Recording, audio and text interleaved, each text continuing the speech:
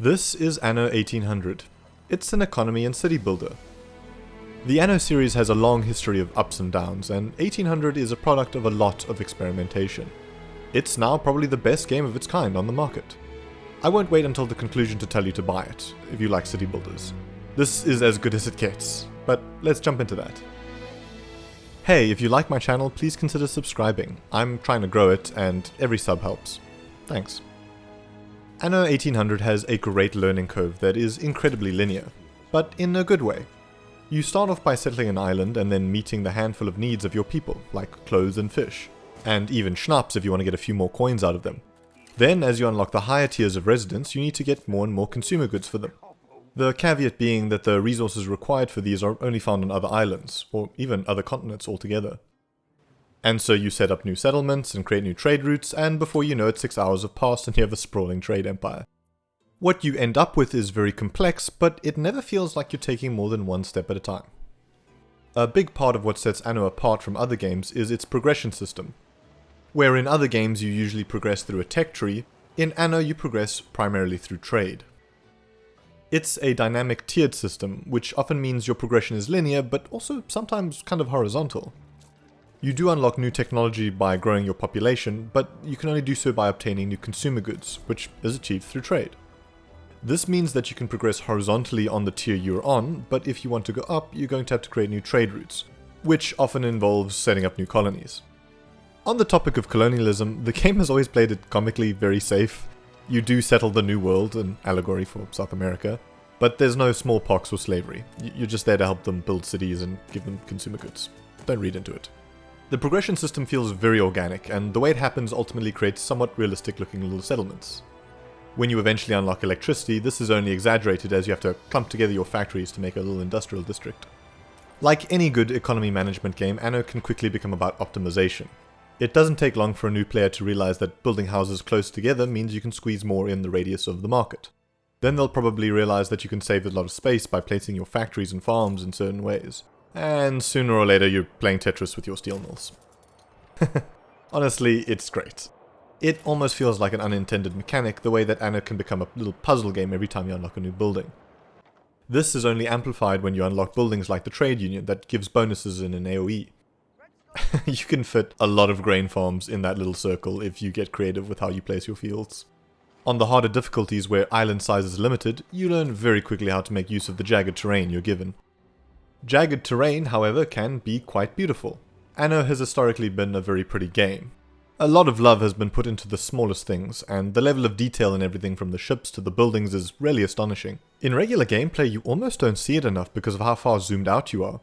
I'd highly recommend just stopping from time to time to appreciate it all. Here are just a couple of scenes I captured in like 5 minutes.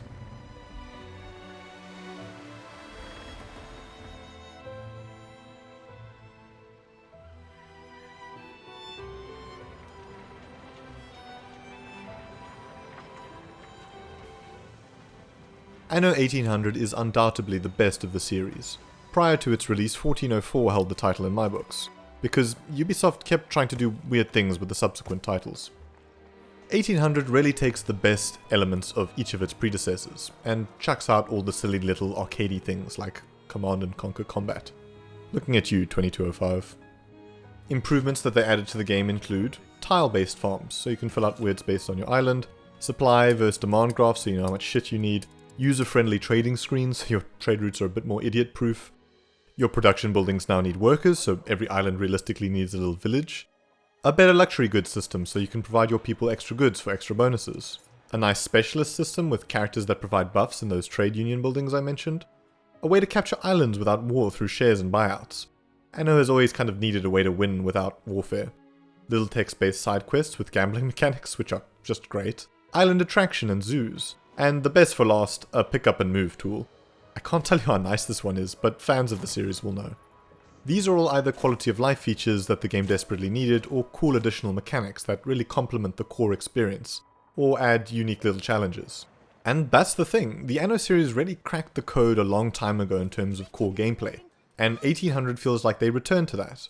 Instead of trying to radically change the way the game is played, they instead focused on adding simple little complementary mechanics and quality of life features. Because, well, if it ain't broke, don't fix it. but do put little bells on it. The Anno series has always struggled in how it tackles combat. It is primarily a game about building and trade. Combat always felt experimental at best. It's funny because you can kind of see this throughout the series. Every iteration of the game has a different approach to combat. They tested a lot out, and I think they finally settled on something that works. A focus on just naval combat. Sort of. Earlier Annos had systems for land combat that felt a bit unintuitive or maybe uncomplimentary to the overall experience. 1404 had a unique system where you built and moved battle camps to capture warehouses, which was a little clunky and exploitable. 2070 had some air combat, which was fine, but it wasn't coupled with intelligent AI, so it wasn't great. And then 2205 tried RTS mechanics with power-ups and such, and it was just awful, really. Finally, we get to Anno 1800 with somewhat realistic ship combat, where wind direction and angle of ships really matters. Then you advance to more expensive but resistant dreadnoughts that can fire omnidirectionally.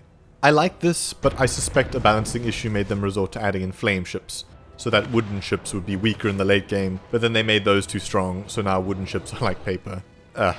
Yeah, what are you gonna do? And then there's the DLC that adds airships, which seems especially rushed. The combat for these is clever in how it interacts with ground forces. You have to drop bomb salvos, but it's kind of arcadey in how quick the airships move. Honestly, the combat is fine. It can't be scrutinized too heavily, I guess. After all, it is mostly a secondary system. And until we have actual AI controlling the computer players, it's always going to be kind of average, at best. This is something else Anno, and to be fair, a lot of other strategy games suffer from. It's the computer players. We can't call them AI anymore because actual AI now exists. The game has mock players. They're meant to sort of mimic the way a real player would build up their empire, but it's just a facade. They're playing by different rules. It creates a competent opponent, but it just feels cheesy. They have fake trade routes carrying goods that you would never trade between islands. You stop them from accessing a resource and it doesn't seem to halt their progression. And I haven't experimented with it, but I'm sure they also just print out infinite ships, even if you cut off the resources they need to build them. Overall, this is fine, but there's just so much potential here for like a really complex warring system, where you have to attack others' trade routes and cripple economies until someone surrenders, which would be really realistic and really fun.